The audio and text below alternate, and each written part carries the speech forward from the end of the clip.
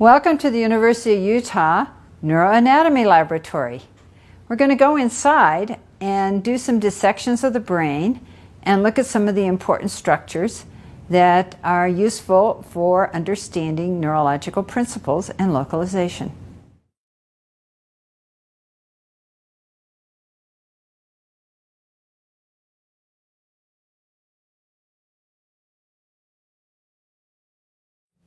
The purpose of neuroanatomy and all of its tortuous tracks is to allow you to do neurological localization. That is to say, decide where in the brain of your patient the disease process is occurring.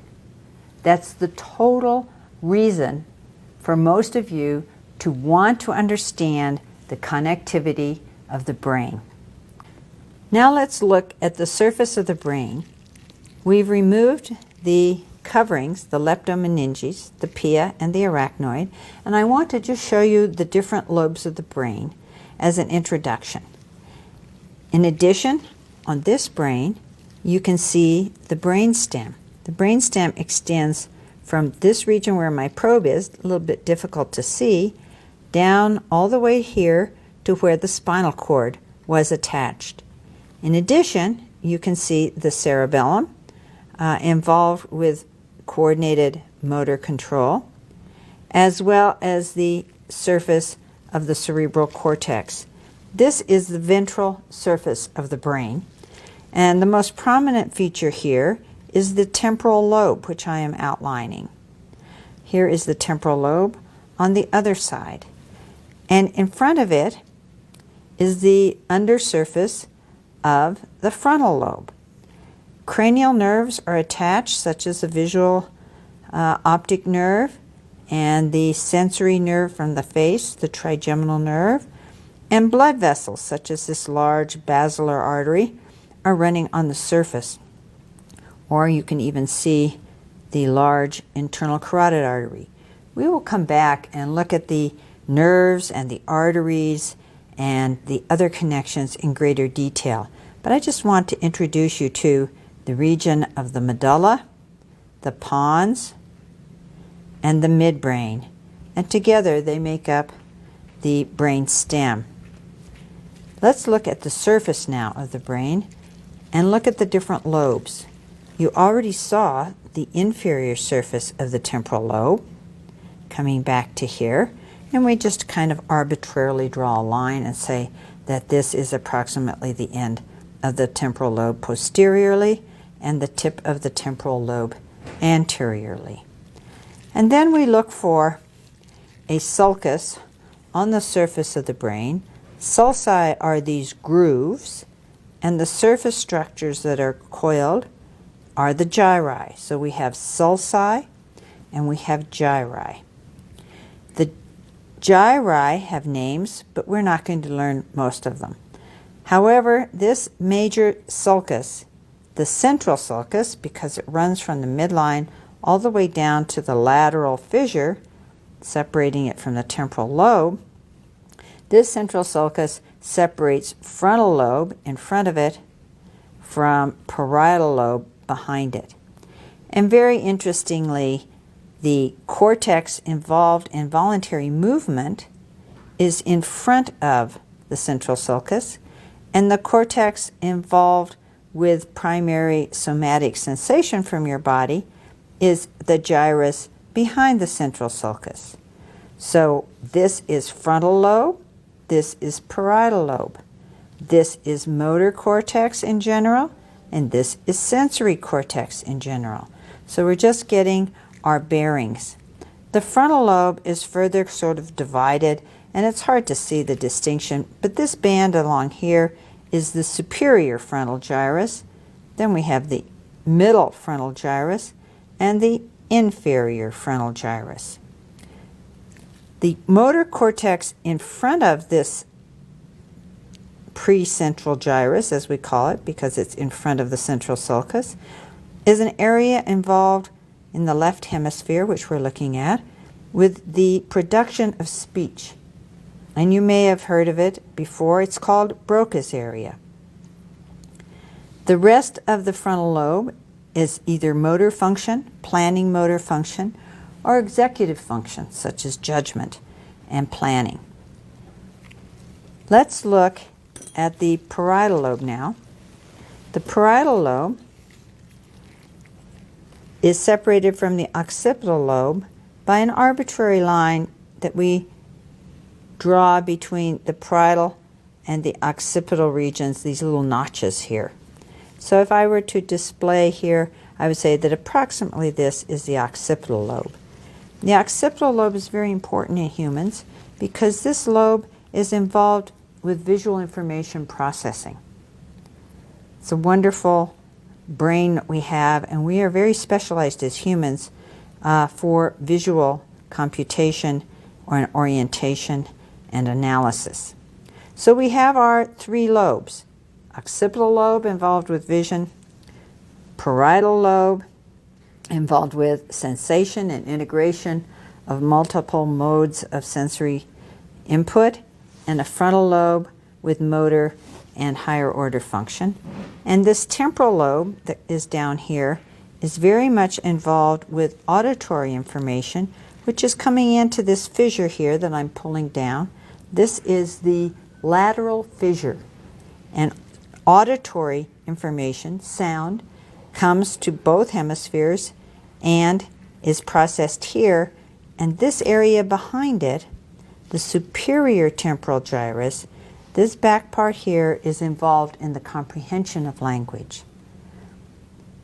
So you've got two language areas, an interpretive language area and a production language area.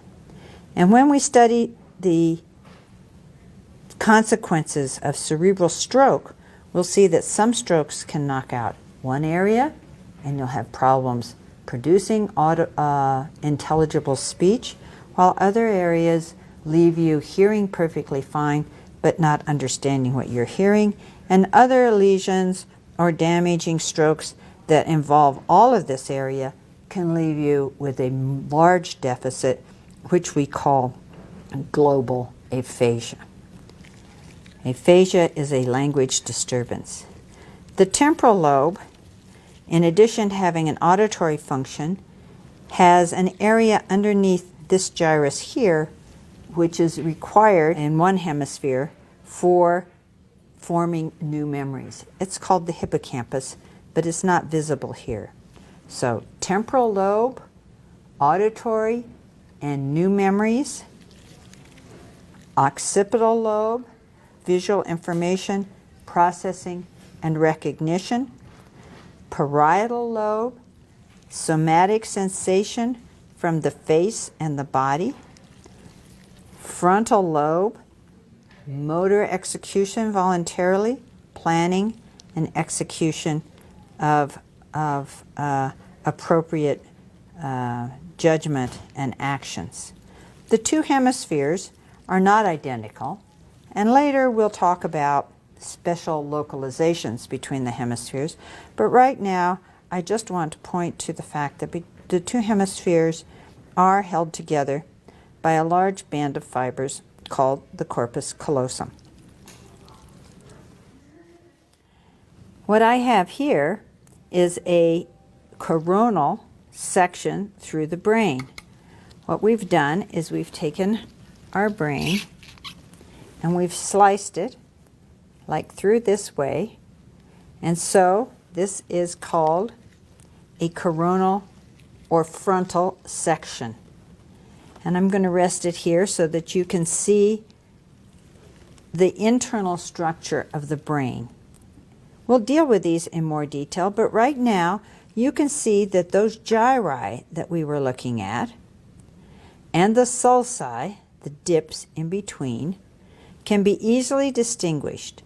And the gyri are covered with a nice layer, beige in color, and that is your gray matter, as we say, of the cerebral cortex. Maybe we should have called it beige matter. And beneath it is a lighter area, which we call the white matter. In general, gray matter consists of cell bodies, both neurons and glia, and white matter are axons Axons are the processes of neurons either coming to the cerebral cortex or leaving the cerebral cortex and descending to lower brain structures. An example of white matter here is this band of fibers called the corpus callosum. It was that band that held the two hemispheres together. When we were looking down through that interhemispheric fissure, at the base of that was this band of white matter connecting similar areas or homotopic areas of one hemisphere with the other. And this is a way that the right and the left hemispheres can communicate. In addition, they can communicate through structures like this deep area. You notice it's beige, so it's mainly cell bodies. A deep structure called the thalamus. And here we can see the temporal lobe that we were looking at on the surface. Notice here, if I prop this up and pull it down a little bit, you can see that large lateral fissure that we saw on the lateral surface. That means that this is the temporal lobe. You can even see a blood vessel in there. This bit of cortex buried underneath the hemispheric temporal and parietal lobes is the insula. We're not going to deal with that, but it does have a name. It's where the cortex got buried as it became more and more convoluted. This is parietal, or it could be motor cortex. I can't tell with an isolated section exactly if we're in the frontal lobe or the parietal lobe. It doesn't really matter. And remember, I told you that one of the functions of the temporal lobe, in addition to the auditory region, was an area involved in memory. That area is called the hippocampus, and it's curled up here right in this medial part of the temporal lobe. The other major structure you see in a cross-section like this, or a coronal section, are these holes in the brain. One here, one here, one here, a little bitty one here, and here. These form part of the ventricle system, which we will explore further, but right now just know that they're filled with cerebral spinal fluid. And the leptomeninges, or the pia and the arachnoid, on the surface, if we can zoom in a little bit, we can see them delicately covering the surface of the brain.